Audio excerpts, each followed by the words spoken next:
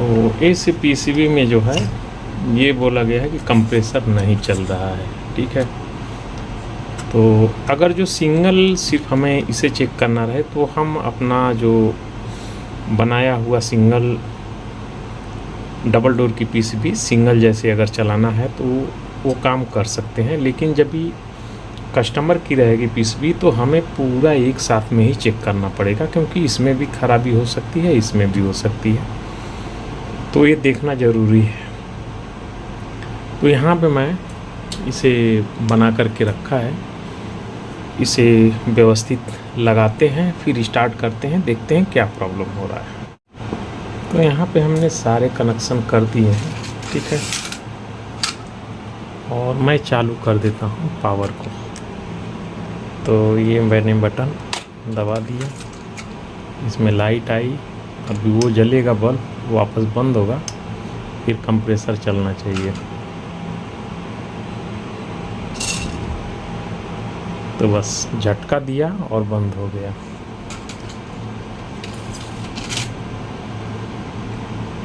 ये 3 टाइम की ब्लिंक मार रही है। ठीक है, तो अब इसे हम चेक करेंगे, तो चलिए देखते हैं। तो हम यहाँ पे इसके वोल्टेज चेक करते हैं जो ज़रूरी होते हैं।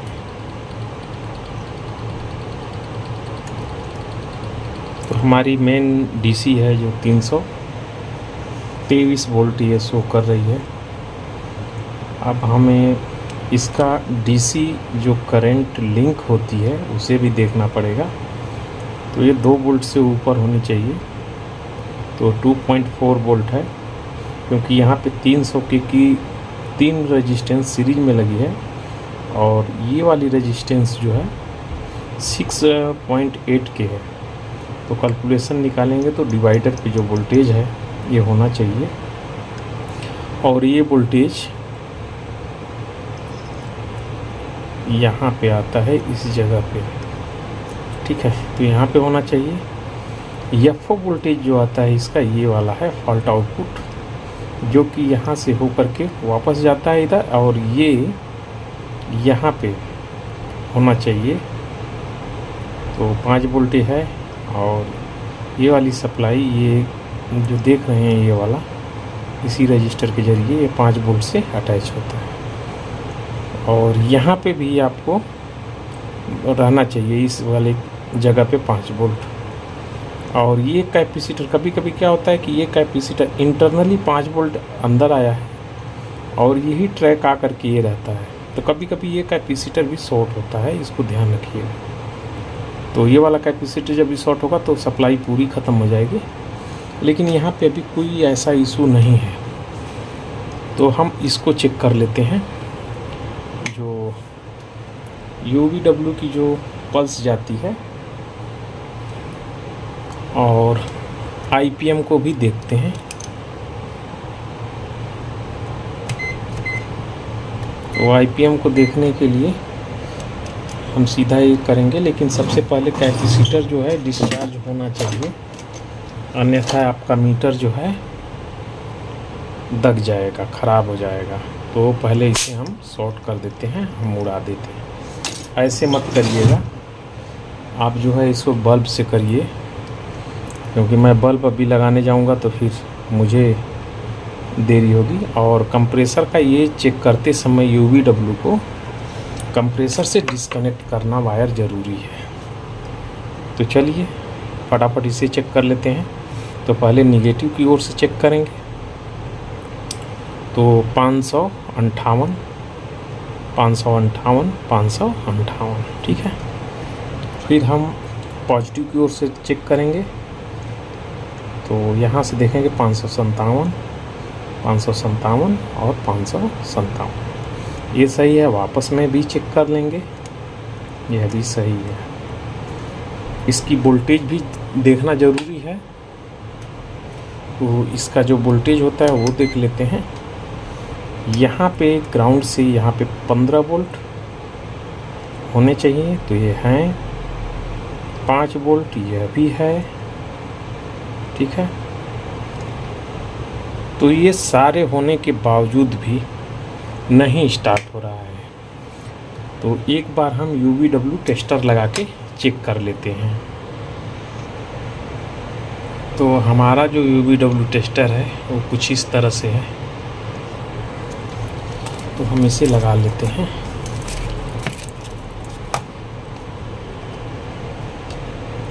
इसमें एक प्लस पॉइंट ये है कि जब भी हम इसे स्टार्ट करेंगे तुरंत स्टार्ट हो जाया करेगा, क्योंकि टाइमिंग का इसमें बांड नहीं रहता है।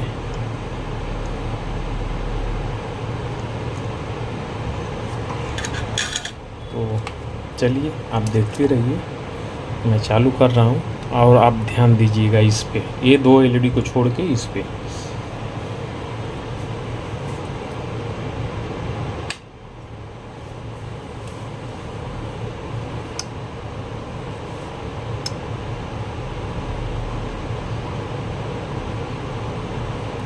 तो इसमें 6 की 6 LED जली है। ये क्रम 3 का हो सकता है, पहले 3 जले फिर 4 जले। हमको ये देखना होता है कि सभी LED तो जल रही हैं क्रमशः, ऐसा नहीं है कि एक सीक्वेंस में जले, इससे मतलब नहीं होता है। मतलब आपका ये होगा कि 3 LED एक साथ में जलनी चाहिए। 2 अगर जलती है तो भी गड़बड़ी है, 3 जलती है तो ठीक है, 3 और फिर वापस कन्वर्ट होकर के फिर जलेगी। कोई भी LED शांत नहीं होनी चाहिए। इसके लिए आप मोबाइल को चालू रखिए, उसमें रिकॉर्डिंग करिए, फिर रिवर्स करके हर एक LED को आप देखते रहिए। LED जलनी चाहिए। तो LED सभी जली हैं, लेकिन एक ही चीज़ इसमें हो रहा है, जैसे ही हम स्टार्ट कर रहे हैं तो इस कंडीशन में अब क्या करेंगे, तो हमारा एक ही ये रहेगा कि हम अब इसको जो है चेंज करेंगे IPM को, ठीक है। लेकिन ऐसा नहीं है, अभी भी है इसमें। जैसे हमारा OP होता है जो करंट को सेंस करता है, तो उसमें क्या होता है कि जो आउटपुट पे जो शंट के ज़रिए, यानी यहाँ पे जो शंट लगे रहते हैं उसके ज़रिए OP एम्प के द्वारा उसको सेंस करते हैं। अभी नहीं समझ में आएगा, जब हम इस माइक्रो कंट्रोलर के ज़रिए किसी अलग PCB को चलाएंगे तब ये मालूम पड़ेगा। ऐसे इस PCB में सिर्फ हमें ये फ्रिज की PCB दिख रही है, तो हम कहेंगे कि हाँ ये फ्रिज की PCB है। इसके लिए देखिए, ये अभी यहाँ पे अभी तीनों में से UVW या WUV जो भी आप समझते हैं, 3 फेज से ये रिटर्निंग एक ये बनी हुई संरचना जो दिख रही है, इसका मतलब ये है कि ये इसकी फीडबैक को लेके जाती है। तो इस फीडबैक को लेके जाती है, क्रमशः स्पिन पे लाएगी, एक स्पिन पे और स्पिन पे, यानी इधर की जो है इस तरफ बाहर की एक ये वाली है और ये दोनों हैं, तो इन दोनों पे ये पल्स जाती है। इन रजिस्टेंसों को आपको चेक करना है, लेकिन मैं बता दूं कि यह रजिस्टेंस भी सही है। IPM आप इस कंडीशन में बदलेंगे लेकिन चलेगा नहीं, तो क्या करेंगे, इसमें अब एक होता है, आपने ध्यान दिया होगा, जैसे एक ग्राउंड की पिन है, ये वाली ग्राउंड है, एक यहाँ पे ट्रिप वोल्टेज है, ट्रिप नाम से है। इसका क्या होता है कि सडनली अचानक यदि करंट ज़्यादा फ्लो हो तो उसे जो है कुछ नैनो सेकेंड के अंदर ही बंद कर देता है, पूरे जो आउटपुट निकलने वाले हैं सबको बंद करा देता है। और यह बहुत सेंसिटिव होता है। बाकी में कैसे है कि वहाँ भी सेंसिटिव होता है, ऐसा नहीं है, लेकिन ये इसके एक इसमें जो है सेल्फ स्वतः के लिए है। ये यदि करंट ज़्यादा फ्लो होगा, इस शंट पे ज़्यादा अगर करंट फ्लो होने लगा तो इसके ज़रिए देखिए ग्राउंड से है और एक ग्राउंड पे ही गया है, लेकिन इसके और इसके बीच में अभी बोलेंगे तो ये कहाँ से आया, तो इसको समझने के लिए आपको ये देखना पड़ेगा कि ये ग्राउंड की तरफ से लगा हुआ है यहाँ पे। 0 ओम की रजिस्टेंस है और एक 2K की शायद ये रजिस्टेंस है, ठीक है। तो यहाँ से है और ये मेन इसके अंदर ही चला गया है, तो इसके और इसके बीच में वोल्टेज का डिफरेंट पड़ेगा जब यहाँ पे लोड बनेगा। तो इस कंडीशन में ऐसा नहीं है, ये कभी कभी पीसीबी चलेगी भी, यह पीसीबी कभी कभी चलेगी भी। तो उसके लिए क्या करेंगे, तो देखिए मैं अभी फिर इसको वापस लगाता हूँ और फिर देखते हैं इसका जो कंप्रेसर है वो कैसे चल रहा है। तो आप यहाँ पे देखिए कंप्रेसर है, ठीक है। मैं ऑन कर दिया पावर को, देखिए अभी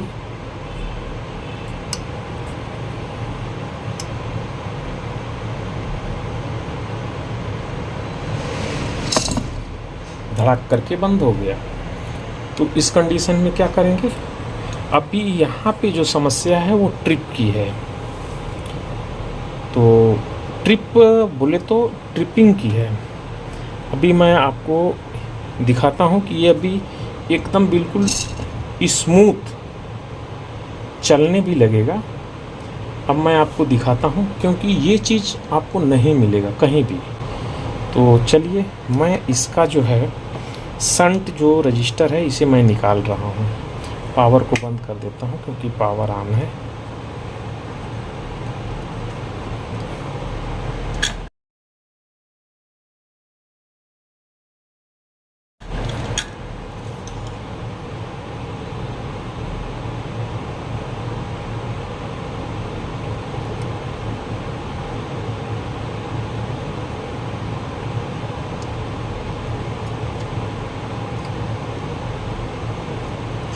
है तो बहुत मामूली सा, लेकिन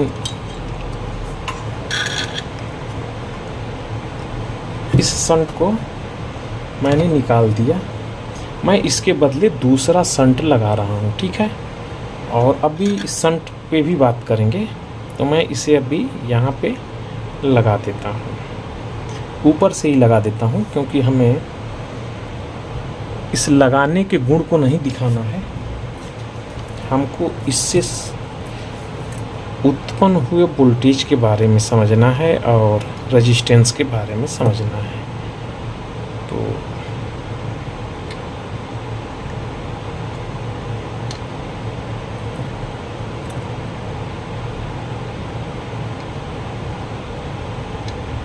ये मैंने लगा दिया इसे और अभी मैं वापस स्टार्ट कर रहा हूँ।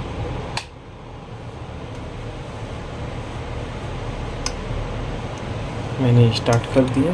यह है कंप्रेसर।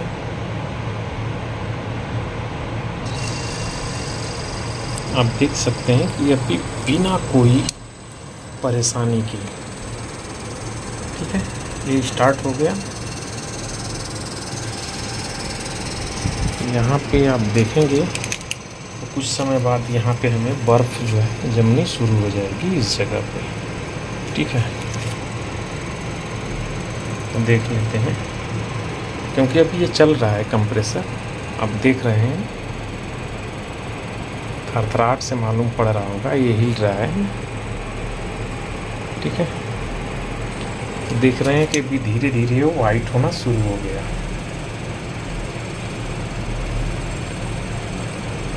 ठीक है। अब आते हैं हम असले मेन मुद्दे पे। तो मैं इसे बंद करता हूँ।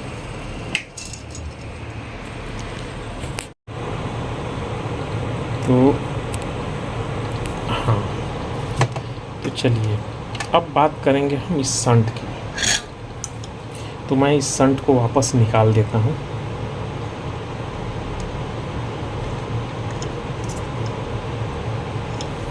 अब इसकी वैल्यू को हम देखते हैं तो क्या दोनों की वैल्यू में कोई डिफरेंट आपको दिख रहा है? अब देखिए, पता नहीं तो क्यों ऐसा हो रहा है। ये देखिए, कोई वैल्यू में अंतर है, कोई नहीं। अब हम इसे जो है रेजिस्टेंस से चेक करना के मीटर के ज़रिए चेक करना चाहें तो मीटर से भी चेक करने की कोशिश करते हैं। तो चलिए मैं इसको ओम्स में कर लेता हूँ। तो यहाँ पे देखिए, शायद मिले तो मिले, अन्यथा मिलेगा ही नहीं। 0.2 और इसे देखते हैं 0.2। तो हमारा क्या ये रेजिस्टेंस ये मीटर बता पाया? जब बता ही नहीं पाएगा तो हम कैसे पता करेंगे? ये ट्रिपिंग का जो है, अब इसके लिए हमें दूसरी विधि लगानी पड़ेगी। वो विधि क्या है? इसीलिए मैं बोलता हूँ कि मेरा थोड़ा तरीका अलग रहेगा, इसीलिए बहुत से लोग कमेंट भी कर सकते हैं। तो आप देखिए, मैं ऐसे कर दिया ताकि आपको दिखाई दे कि मैं कर क्या रहा हूँ। ठीक है,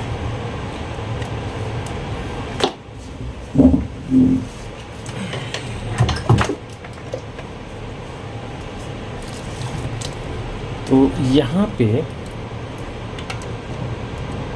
मीटर में, आप इस मीटर में देखिए हमने जो वोल्टेज इसमें सेट किया है, क्योंकि ये रेजिस्टेंस निकालने का जब भी कम से कम मान का रेजिस्टेंस हो जाता है तो इस विधि का उपयोग करना पड़ता है।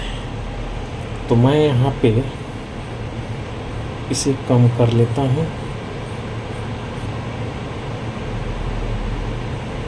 करंट बिल्कुल बंद कर लिया। अब मैं इस रेजिस्टेंस को यहाँ पे लगाऊंगा और इसका हम देखेंगे। तो 9.9481 है ये, क्योंकि जैसे जैसे ये हीट होगा इसकी वैल्यू भी चेंज हो जाएगी। अब इसे हम लगाते हैं तो इसका हम देखेंगे इस पे क्या अंतर पड़ता है। तो यहाँ पे देखिए 48, जैसे जैसे हीट होगा तो इसका वैल्यू भी शिफ्ट होगी। तो इस हिसाब से एक ये भी निकाला जाता है। तो ये रेजिस्टेंस हमारी ख़राब हो गई है, यानी इसका वैल्यू शिफ्ट हो गया है और बहुत कम मान, क्योंकि ये शंट है और शंट में थोड़ा सा भी परिवर्तन पड़ेगा तो बहुत डिफरेंट आएगा आपके आउटपुट पे। तो इस तरह से रहता है। समझने के लिए तो आप कहीं से भी समझ सकते हैं, और नहीं समझ पाए तो फिर वही है। और मैं इसी बारीकी को बताने की कोशिश करता हूँ कि बारीकी को आप समझो तो ज़्यादा आपके लिए अच्छा रहेगा। तो मैं इसको यहाँ पे लगा लेता हूँ ताकि काम ख़त्म करें और कुछ दूसरा काम शुरू करें।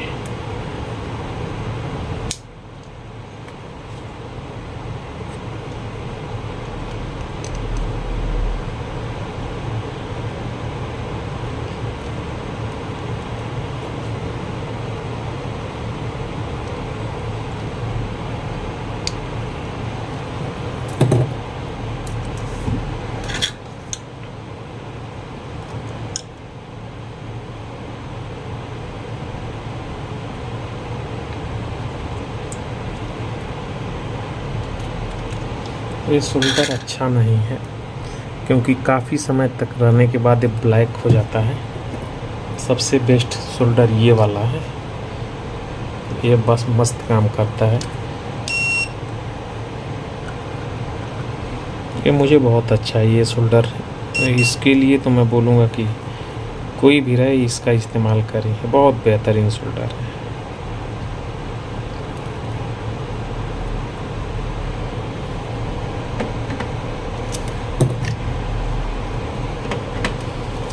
चलिए एक बार फिर स्टार्ट करते हैं।